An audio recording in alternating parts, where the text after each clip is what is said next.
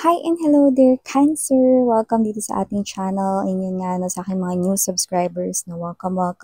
And to my returning tambayers, thank you sa inyong walang sawang pagtambay. And yes, Happy Mother's Day everyone! And sa aking mama, no, Happy Mother's Day Oma Saranghe! So ayan mga babes, no, and before we start din, no, babae, lalaki, LGBT, wala tayong gender. So lahat welcome. Even cross-watchers dito ni Cancer at kung may Cancer placement sa natal chart or birth chart, welcome din kayo, okay? And huwag niyo kalimutan, may other channel tayo kung saan nag-upload din tayo ng collective readings araw-araw. Ang link niyan ay inilagay ko sa description box ng reading na to. So, just take only what resonates, okay? So, let's see what we have here for you, Cancer. Archangel Michael, thank you so much. Together with the angel guides, can we get right here messages for Cancer, please? What this Cancer needs to know? Can you please show me what this Cancer needs to know? Cancer.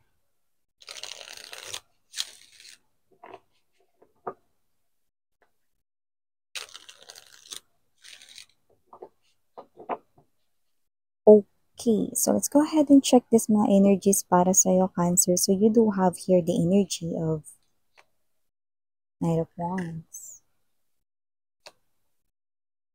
Five of Swords, Five of Cups. Could be seeing a lot of number fives. King of Wands, Two of Coins, Eight of Wands, bottom of the deck, Wheel of Fortune, Knight of Cups, and the Nine of Swords. Okay. So, Cancer, from the looks of this, parang you are someone here na parang napapagbago mo ang isa ritong bababaero, lalalakero, yan o, daw siya.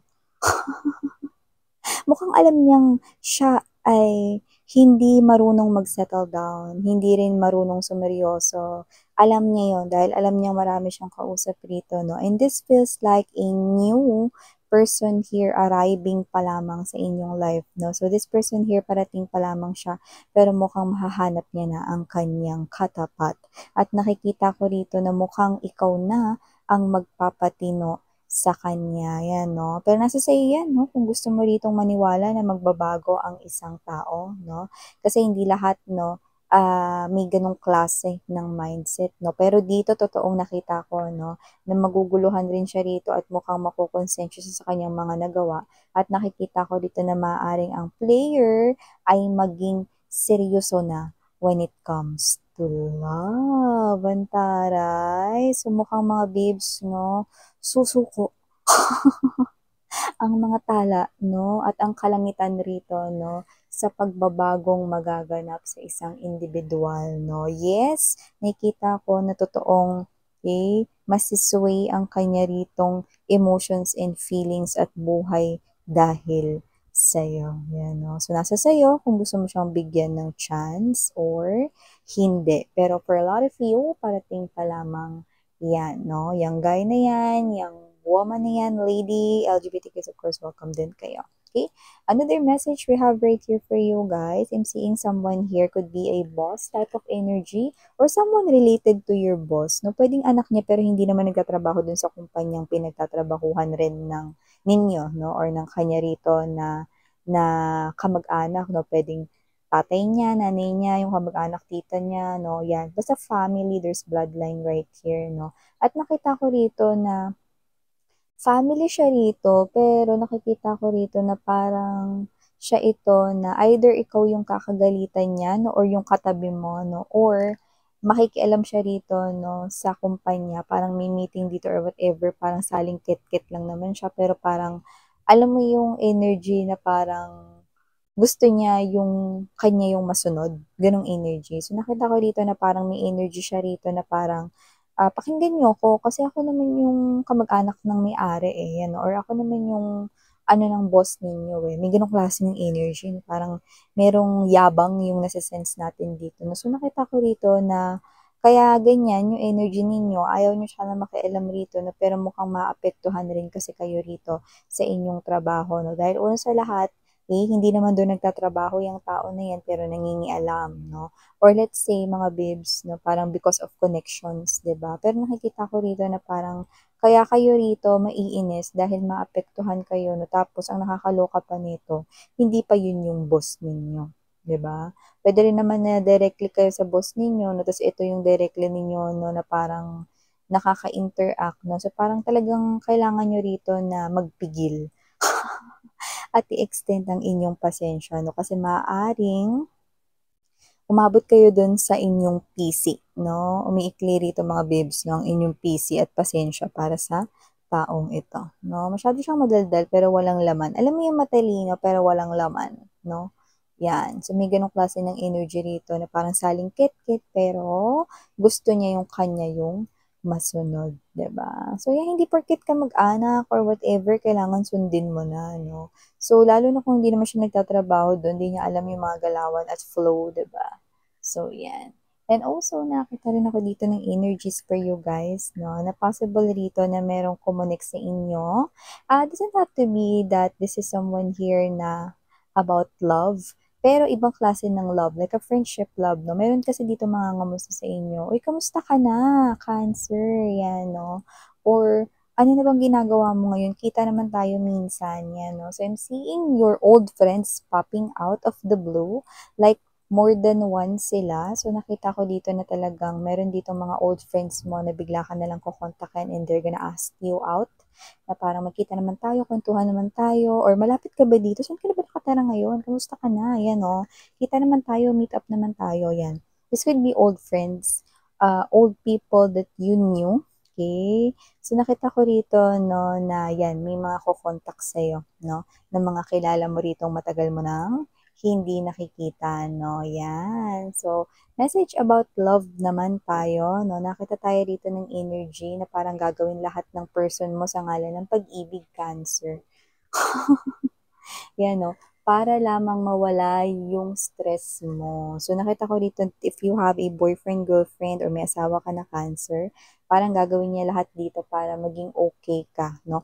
More likely, hindi health-related yung nakikita ko dyan, no? Kundi, parang stress kayo, pagod, no, sa work. Maaring bakasyon yan. So, parang gagawa siya rito ng paraan para makapag-unwind kayo, no? Makapagtanggal kayo ng stress. So, baka kayo ay baka dalhin niya kayo sa isang trip, no? Yan. Okay? Sa nature, yan, no? Province vibe, ganun yung datingan para makapag-relax at makapag-chill kayo, no? Yun ay gift niya sa inyo, no? Yung iba, okay, maaaring may car dito talaga, no? But yung iba naman is, this is trouble right here. Okay? So, yan.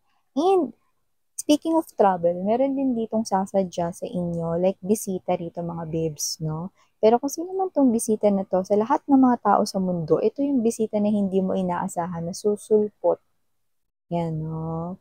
So, kung sino man to with the Nine of Swords energy, nakikita ko rito, no, na itong person na to, no, ay ang person dito na gumawa ng hindi maganda sa'yo at ngayon kailangan niya ng tulong. Yan. Uulitin ko lang, nasa sa inyo kung gusto niya yung tulungan. No? Parang siya to, mga babes, na parang out of all the people na ina-expect kong lalapit sa akin at hihingi ng tulong, etong tao na to, no, aba, kapal naman ang mukha nito na humingi ng tulong sa akin sa kabila ng ginawa niyo sa akin. Yan, no? May ganong energy. May nakita kasi akong ganong energy rito, no? Na parang yun yung mas sinasabi ninyo sa inyong thoughts, no? Doesn't have to be that it's in person, pero more likely sa thoughts nyo to sinasabi, no? So parang magugulat ka, sasadyain ka niya, pupuntahan ka niya no, sa house mo or even sa work mo no, kung alam niya kung saan. Nakita ko dito no, na kung sino pa yung para ditong gumawa, yung gumawa dito ng hindi maganda sa inyo, yun pa yung nakikita ko rito na hihingi at lalapit ng tulong sa'yo. Yan. So, maliban dyan nakikita kita magiging busy, no, dahil nakikita ko dito magmumultitask kayo. Pwede may trabaho kayo at the same time part-time, pwede may trabaho kayo at the same time sideline, pwede meron kayong trabahong ginagawa at pwede rin naman na habang kayo ay nagtatrabaho, meron rin kayong inaasikasong pang-personal. Pwedeng kayo ay organizer sa family reunion ninyo or meron kayo ritong parang ginagawa na related sa pang-personal ninyo, no? Like let's say, habang nagtatrabaho kayo, nagpe-Facebook kayo, talking with your friends because you have plans, no? Ng pagkikita or whatever, no? So, nakita ko kayo rito na kaya niyong pagsabayin yung personal niyong buhay at ang trabaho. Lalo na kung kinakailangan 'no, either yan ay gala, either yan ay, may nakuha rin tayo ditong patimpalak 'no, taray lalim, paligsahan, so baka may contest kayong sinalinan, busy rin kayo diyan, so you're gathering any informations about that while working on your trabaho or on your business if you do have. So wow, not everybody can multitask, okay? But you can do that at the same time. So yeah, these are all the messages right here for you, Cancer. Thank you so much again. I'm Yuriana on Me for the Girls and Yana Nuna for the Boys. Sarang all love and light. Hmm.